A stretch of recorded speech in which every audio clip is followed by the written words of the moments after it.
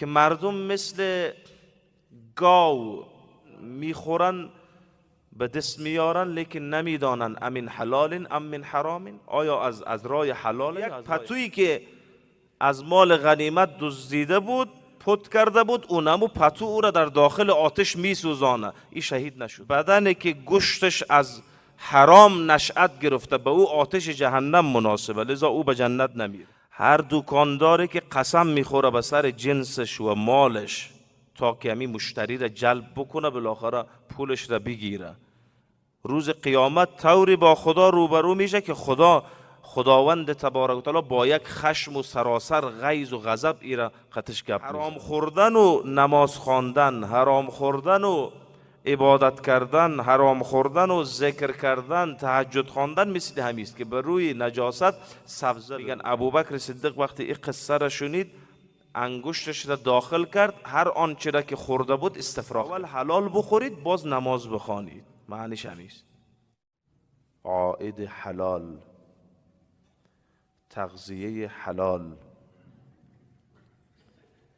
به تعبیر اقبال لاهوری سر دین صدق مقال اکل حلال. راز دینداری صدق مقال اکل حلال، یعنی منابع عاید ما چیست و از کجا به دست میاریم. یکی از بزرگان دعوتگر و روشن ضمیر قصه می کردن که می گفت که 30 سال است که هدایت تدریس می کنم، لیکن یک کسی آمده از ما در رابطه با داد و ستد و خرید و فروش و بیع و شراء، یعنی معامله فاسد بازاری از من سوال نکرده. معنی گپ اینجاست که مشکل ایمانه،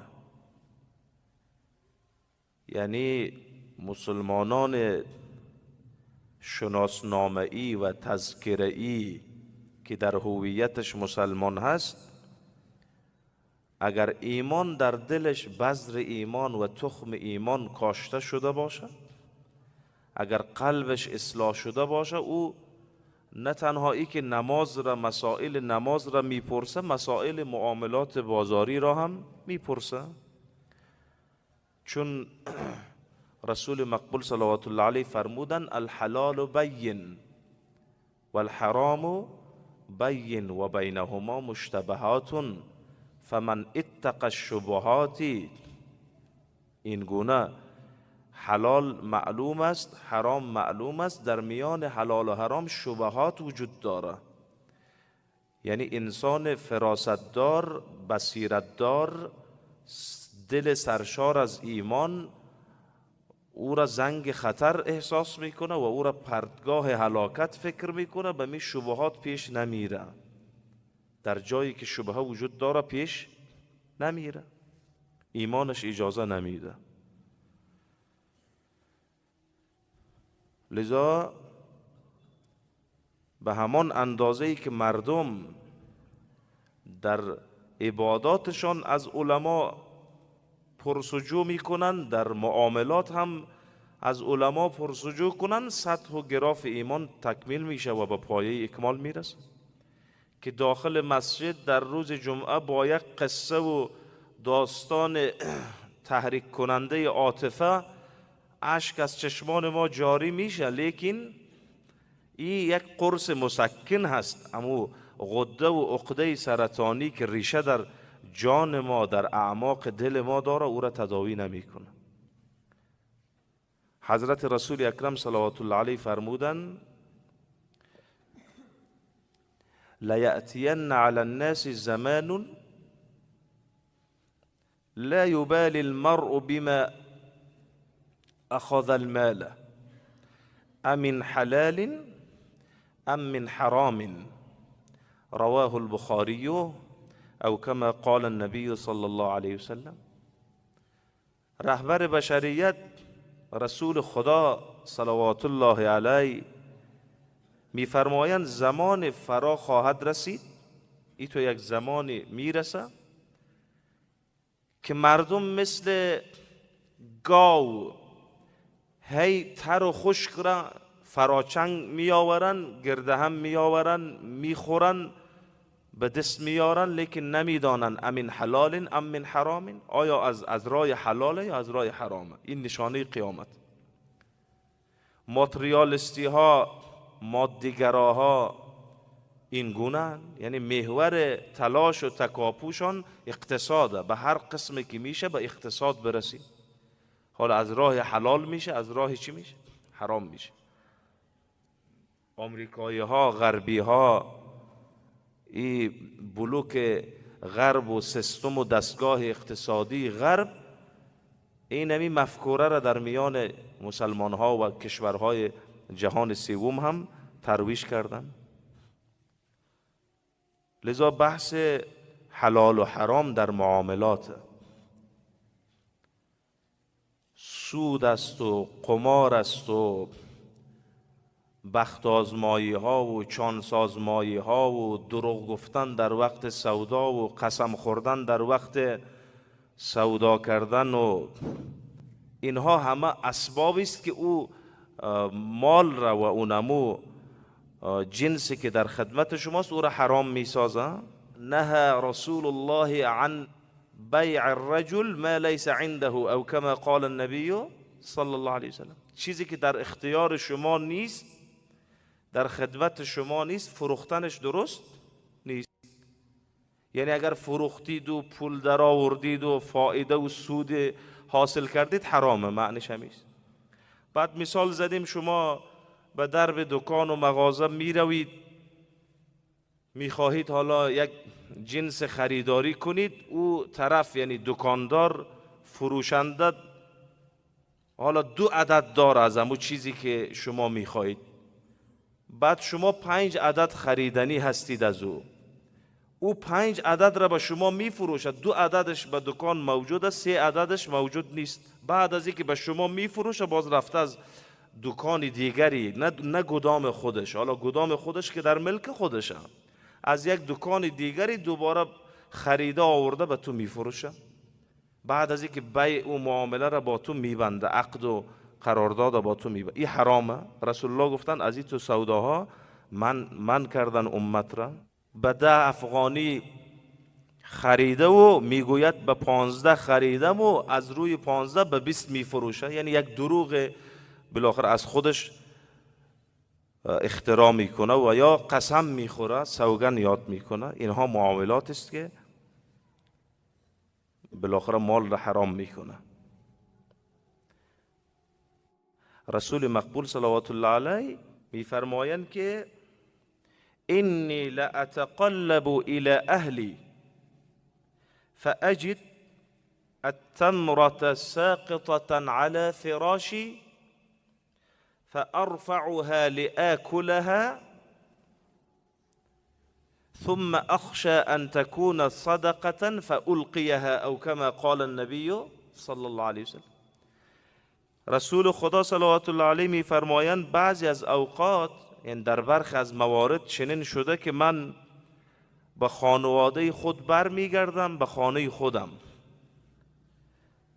خانه خودم برمیگردم، فاجد التمرة ساقطة على فراشی، میبینم که یک دانه خرما افتیده در بستره و لحاف من، فارفعها، او را بر میدارم از زمین، لآکلها، تا او را بخورم، تناول کنم، ثم اخشى ان تكون صدقه، بعد احساس میکنم که شاید این مال زکات باشه، فالقیها، پس همی یک دانه خرما را میاندازم، نمیخورم.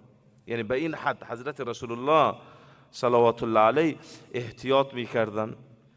زحمت کشیدن، تلاش کردن، نماز خواندن، عبادت کردن و حرام خوردن مثل این میماند که بر روی نجاست سبزه بروید. حرام خوردن و نماز خواندن، حرام خوردن و عبادت کردن، حرام خوردن و ذکر کردن، تهجد خواندن مثل همی است که بر روی نجاست سبزه برویه، تخم را بر روی نجاست پاش بدهی و سبزه برویه، مثل این میمان. لذا حضرت ابو هریره رضی الله عنه نقل می کند که اخذ الحسن بن علی رضی الله عنهما تمرة من تمر الصدقه فجعلها في فيه فقال النبي صلى الله عليه وسلم كخ كخ ليطرحها ثم قال اما شعرت ان لا نأكل الصدقه. روایت بخاری است. نواسه رسول خدا صلوات الله علیه حضرت حسین ابن علی، حسن ابن علی، یک خرما را از خرماهای زکات و بیت المال، یک خرما از خرماهای زکات و بیت المال را گرفت و فجعلها فی فیه، او را به دهانش گذاشت. پیامبر گفتن که کخ کخ، رسول الله گفتن کخ کخ کخ. چرا؟ لیطرحها، تا این خرما را بیاندازه، تف بده. فقال، رسول الله گفتن اما شعرت انا لا ناکل الصدقه؟ ای حسن، آیا تو خبر نیستی که ما از خوردن مال زکات و بیت المال منع شدیم و نباید بخوریم از این؟ یعنی این کخه است. خود تعبیر خود ما و شما، ما کخ و کخه میگوییم. رسول الله صلوات الله علیه به حضرت حسن ایتو گفتن. و حضرت عایشه صدیقه رضی الله عنها قصه میکنن که پدرم ابوبکر صدیق یک مزدور و خدمتگار و غلام داشت. بعد فجاء یوما بشیء فاکل منه ابوبکر، این غلام ابوبکر صدیق یک روز یک چیزی آورد و ابوبکر صدیق خورد. فقال له الغلام اتدری ما هذا؟ میگه غلام از ابوبکر صدیق پرسید از بادارش، گفت ای ابوبکر، آیا فهمیدید که این چیزی که خوردید چی بود و از کجا آمده بود؟ حضرت ابوبکر صدیق گفتن و ما هو، چی بود، از کجا آمده بود؟ این چیزی که به من دادی از کجا آمده بود؟ امو غلام گفت که کنت تکهنت لانسان فی الجاهلیتی، گفت ای ما فالبینی و کهانت، فالبینی می کردم در دوران جاهلیت، و ما احسن الکهانت، خوب فالبینی را یاد نداشتم، فالبینی می کردم خوب یاد نداشتم، یعنی در بخش فالبینی خود تخصص نداشتم. فهذا الذي اکلت منه، این چی که شما خوردید از پول همو فالبینی و کهانتی بود که من تخصصش را نداشتم و با یک ترفند و چل و نیرنگ پول گرفته بودم از فلانی. فادخل ابوبکر یده فقاء كل شیء فی بطنه. میگن ابوبکر صدیق وقتی این قصه را شنید انگشتش را داخل کرد، هر آنچه را که خورده بود استفراغ کرد.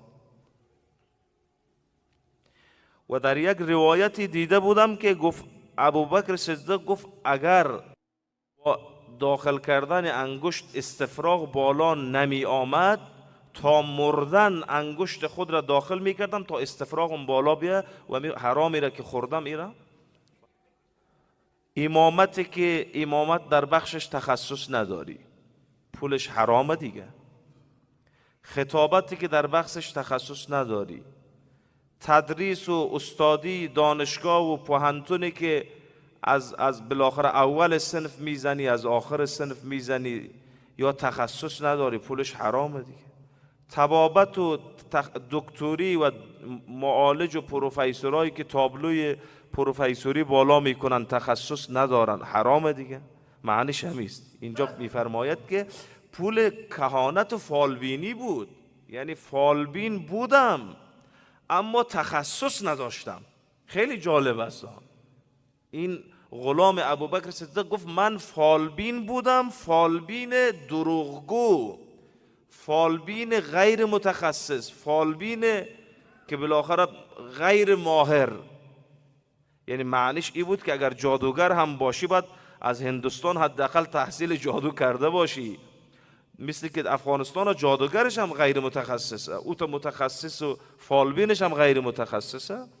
همو غلام ابوبکر صدیق گفتن که و ما احسن الکهانت و ما احسن الکهانت، نگفت که این پول فالبینی بود لذا حرام بود، گفت پول فالبینی غیر متخصصانه بود، یعنی خوب یاد نداشتم، بالاخره به دروغ میگفتم و میگرفتم، پول میگرفتم. لذا ابوبکر صدیق رضی الله عنه استفراغ کردن.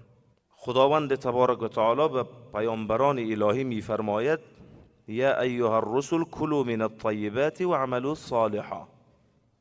ای پیامبرا و دعوتگرا و روشنگرا، کلوا من الطیبات واعملوا صالحا، اول حلال بخورید باز نماز بخوانید. معنیش همیست. اون در یک حدیث معروف شما خواندید که ملبسه حرام مشربه حرام بدنه غذی بالحرام فانا یستجاب له. پوشاکش حرام و خوراکش حرام و نوشاکش حرام، باز دست بالا میکنه با موهای ژولیده الله الله میگه و دعاش قبول نمیشه.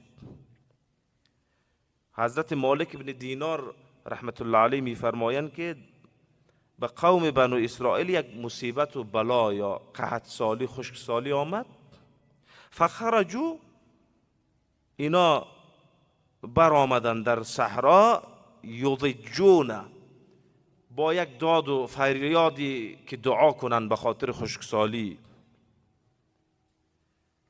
فاوحى الله الى نبی من انبیائهم ان اخبرهم، خدا به پیغمبر وقت وحی کرد گفت که تو به این مردم بگو تخرجون الى الصعید بابدان نجسة، شما بیرون میشوید با بدنهای ناپاک،